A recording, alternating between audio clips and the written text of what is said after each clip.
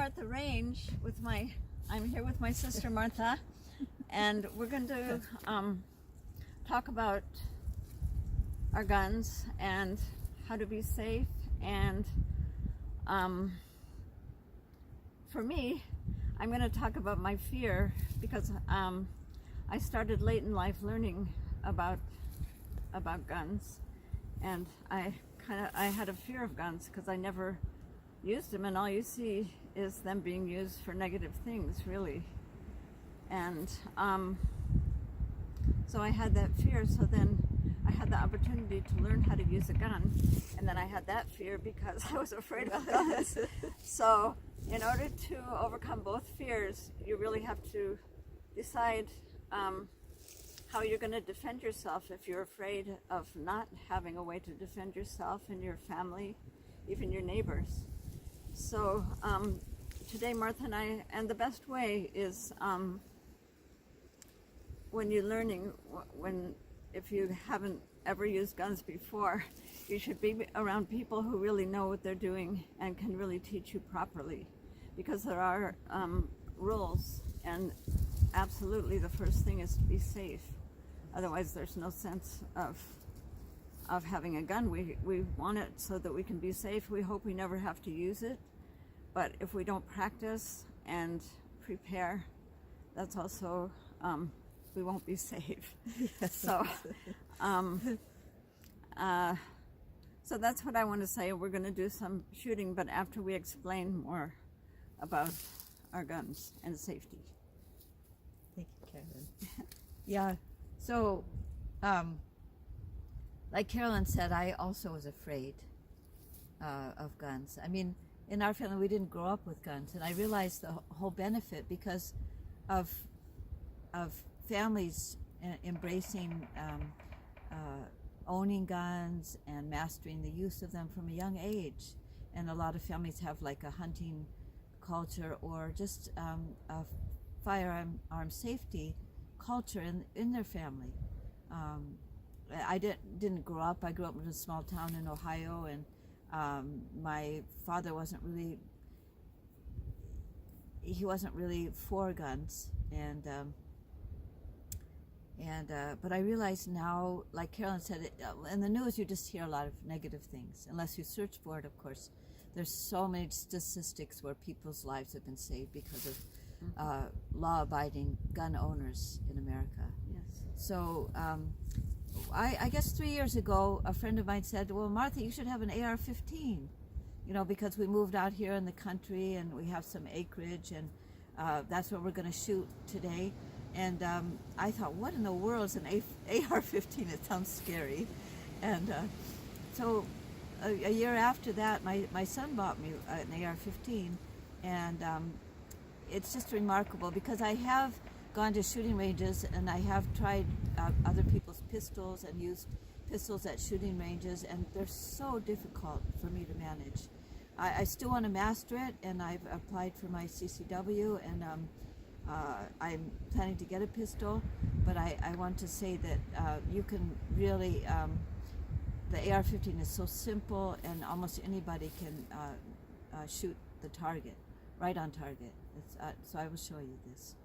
And I want to encourage you, just like when we first learned how to drive a car, right? We were afraid. It's the same thing, and I must honestly say I haven't completely overcome my fears, but I'm determined to.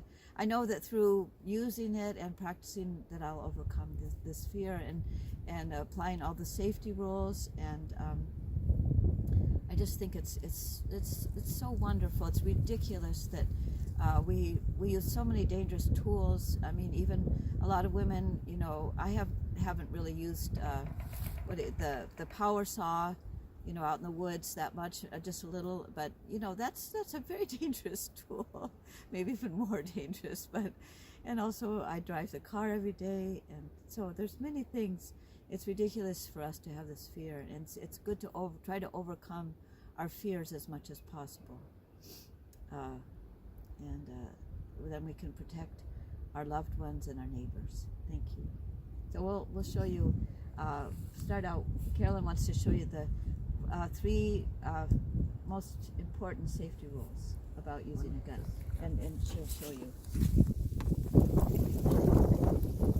Okay. Number one, keep always, notice the always is in big letters, always keep the gun pointed in a safe direction. You see how Martha and I have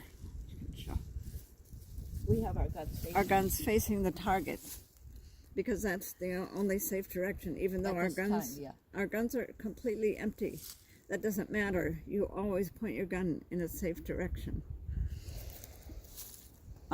You always keep your finger off the trigger until ready to shoot. You keep your finger straight above the trigger until you're absolutely ready to shoot. And number three, always keep the gun unloaded until you're ready to use it. So we have our 2 unloaded guns here. And these are rules from the NRA, and they're very important rules. And anyone who Well, even they're not thinks, just from the NRA. I mean, it's been forever. yeah, I mean, Right, these but- are rule, but gun the NRA rules. printed that out for us, so that's nice to have, right? Oh, the NRA printed it out. Okay. Yeah. And these are, if you're even thinking about using a gun, you need to even read these rules first and memorize them, and then practice them carefully each time you are using a gun. Thank you. Okay, so those are the gun laws. And So, do you want to start, Carolyn, with your 22 pistol? yes, I'd like to start. I'll start with my 22 pistol. I'm going to get closer to the target. This is because, about um, 60 feet here. This is about 60 feet. Usually for a pistol, you want to be closer to the target.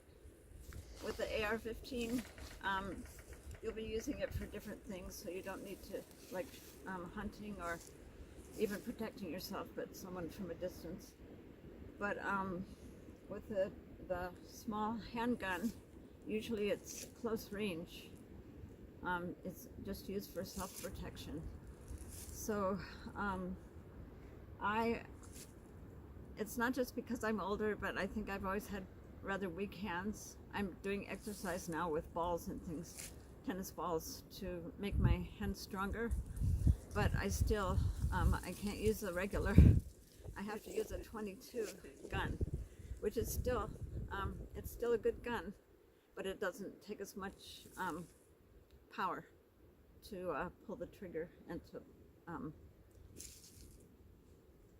To rack it. to rack it. Yeah. Which means that you put the bullet in its place by pulling the back. So you can. So First of all, we put on our first of all, we'll put on our earphones, and my eyes. and the camera person uses one too.